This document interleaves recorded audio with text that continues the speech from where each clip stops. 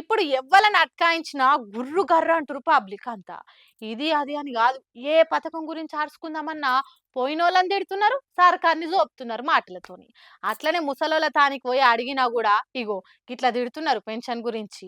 ఎక్కిరిచ్చేటోళ్ళ ముంగట్నే బోర్ల పడ్డట్టు సర్కార్ చేస్తున్న పనులకు 10 మందిల పతార కూడా గట్లనే పలసగైతున్నది. ఇక వయసోళ్ళన్న నయ్యం గాని పెద్ద మనుషులైతే వచ్చిన బూతులన్నీ తిట్టి ఎత్తి 7 దోషుల మన్ను పోస్తుర్రు ఇట్లా. 4,000 ఇస్తారు వికలాంగులకని. ఆ 10 రోజులు 10 నెలలు తిరుగుడు అవుతుంది పంచను. సర్పంచ్ లేడు, ఓ కార్యదర్శి లేడు. ఇంత ఊరుకు 15 రోజుల సంఖ్య తిరగంగా ఇస్తారు.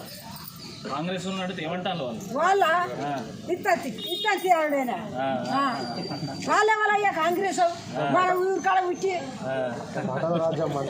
మన రాజ్యం మన కాదు అని మరి పోయి అడుగుతామా? మన కేసీఆర్ అయితే అడుగుతాం, అయ్యా నిన్ను అడుగుతాం, మన తెలంగాణ అడుగుతాం. వాడే కూడా మనకు నా కోడలు పైచేసి అయింది ఆ దావకాండ ఉట్టుగుర పట్టుకొని వచ్చింది.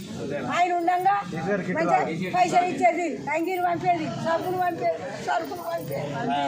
ఇన్నరా అవ్వ ఎట్లా తిడుతుందో. గిట్లనే బీఆర్ఎస్ వాళ్ళు కొంతమంది ఊర్లలో తిరుక్కుంటా ఎట్లుంది అవ్వ కొత్త సర్కార్ పాలన, మళ్ళీ పింఛన్ గిట్ల టైంకి అందుతుందా అని అడుగుడే ఆలస్యం. ఏమొచ్చుడో ఏందో అయ్యా, ఆ పింఛన్ 2,000 కూడా ఇస్తలేడు. నిన్న నా కోడలు ఆసుపత్రిలో డెలివరీ అయితే ఉత్త చేతులతో పంపించిండ్రు. అదే కేసీఆర్ ఉంటే కిట్టు పైసలు ఇచ్చి పంపించేటోళ్ళు. కాంగ్రెస్ వచ్చినాక వనవాసం చేసినట్టుంది.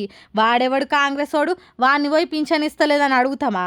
అదే మా కేసీఆర్ అయితే అడిగేటోళ్ళం అని పొట్టు అరుచుకుంది అవ్వ సర్కార్ను.